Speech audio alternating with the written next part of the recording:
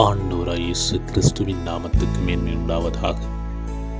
அப்போஸ்தலர் நடவடிக்கைகள் 10வது அதிகாரம் வசனம் 43 இப்படியாய் சொல்லப்படுகிறது.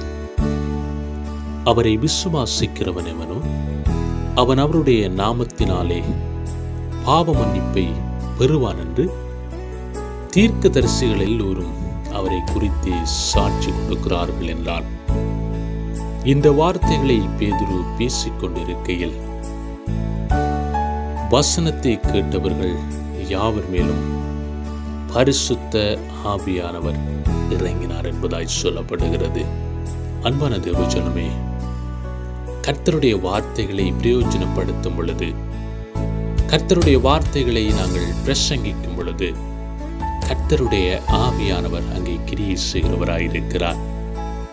அன்பான தேவஜனமே, கர்த்தருடைய ஆவியானவர் என்னுடைய வாழ்க்கையிலே கிரியை செய்ய வேண்டுமானால், கர்த்தருடைய வார்த்தைகளை சத்தியமாய் அறிவிக்கும் பொழுது, கர்த்தருடைய வார்த்தைகளை நேர்மையாய் அறிவிக்கும் பொழுது, கர்த்தருடைய ஆவியானவர் கிரியை செய்கிறவராயிருக்கிறார்.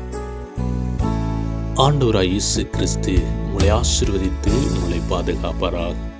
God bless you.